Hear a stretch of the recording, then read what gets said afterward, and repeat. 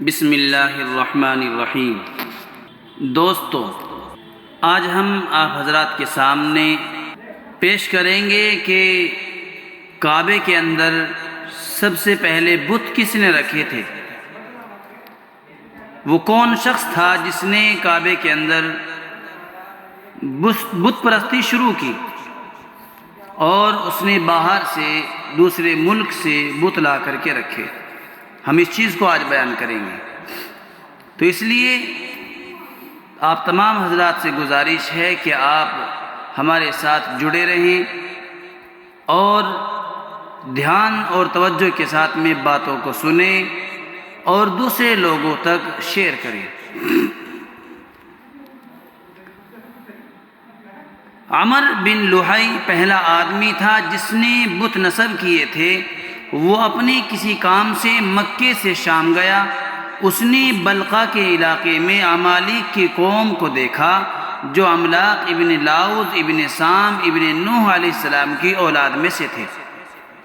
اس نے دیکھا کہ وہ لوگ بتوں کی پوجا کر رہے ہیں۔ عمر نے پوچھا کہ یہ کیا چیز ہے؟ انہوں نے کہا کہ یہ بت ہیں جنہیں ہم پوجتے ہیں، ان سے جب ہم بارش مانگتے ہیں تو یہ بارش برساتے ہیں، اور جب ان سے مدد مانگتے ہیں تو یہ ہماری مدد کرتے ہیں۔ عمر نے ان سے کہا کیا تم ان میں سے ایک بت مجھے دے سکتے ہو؟ میں اسے عرب لے جاؤں گا۔ اس پر ان لوگوں نے اسے ایک بت دے دیا جس کا نام حبل تھا۔ عمر اسے لے کر مکے آیا اور کعبے کے بیچ میں چاہے زمزم پر نصب کر دیا۔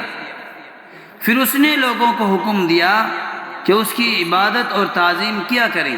چنانچہ اس کے بعد جب کوئی شخص سفر سے واپس آتا تو وہ اپنے گھر والوں کے پاس جانے سے پہلے بیت اللہ کا طواف کرنے کے بعد اس بت یعنی حبل کو تعظیم دیتا تھا اور اس کے پاس بیٹھ کر اپنا سر مونڈتا۔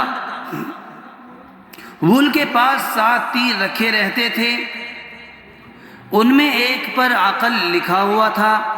اگر اس کو اٹھانے کے سلسلے میں ان میں اختلاف ہوتا تو اس تیر سے قرعہ ڈالتے اور جس کا نام نکل آتا وہ اٹھاتا۔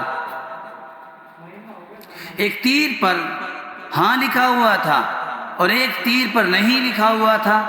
یہ تیر ان کاموں کے متعلق فعل نکالنے کے لیے تھے جن کو وہ کرنا چاہتے تھے۔ اگر تیر پر تم میں سے ایک پر غیر کے ساتھ ملحق ہے لکھا تھا، یہ اس موقع کے لیے تھا جب انہیں کسی بچے کے متعلق اختلاف ہوتا تھا کہ آیا وہ انہی میں سے ہے یا نہیں۔ ایک تیر پر اس میں ہے اور ایک پر اس میں نہیں ہے، یہ لکھا ہوا تھا۔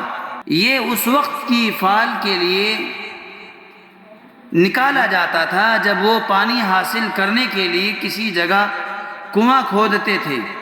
حبل عتیق پتھر کا بنا ہوا تھا اور انسان کی شکل کا تھا۔ یہ عمر ابن لحی 340 سال زندہ رہا اور اس نے اپنے بیٹوں اور پوتوں کی 1000 موتیں دیکھی۔ عمر ابن لحی اور اس کے بعد اس کی اولاد 500 سال تک بیت اللہ کے متولی رہے، یعنی اتنی مدت تک مکے کی سرداری ان کے پاس رہی۔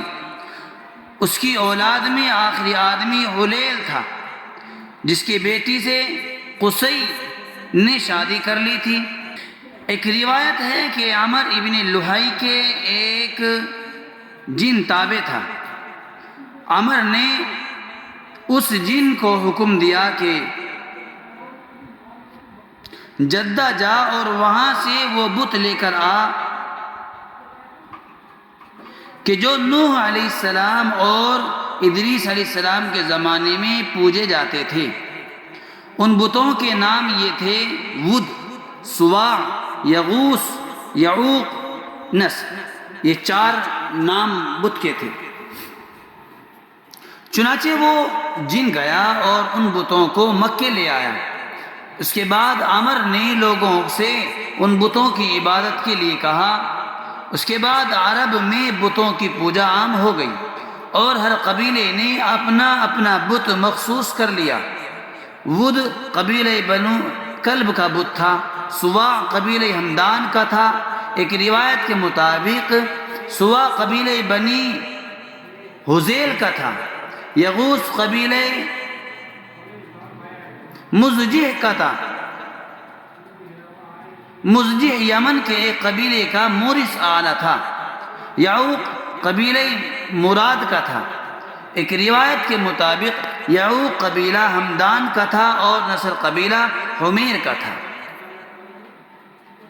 یہ اسی طرح کعبے کے اندر بت نصب کیے گئے اور لوگوں میں آہستہ آہستہ چلتے چلتے بت پرستی عام ہو گئی، اور ہر گھر والوں نے، ہر قبیلے خاندان والوں نے، ہر شخص نے اپنا اپنا بت نصب کیا اور الگ الگ کاموں کے لیے، الگ الگ چیزوں کے لیے الگ الگ بتوں کو نام دے دیا۔ کوئی بت بارش برسانے کے لیے مخصوص کر لیا، کسی بت کو اولاد دینے کے لیے مخصوص کر لیا، کسی بت کو کاروبار کے لیے مخصوص کر لیا۔ اس طرح کعبے کے اندر بت پرستی عام ہو گئی۔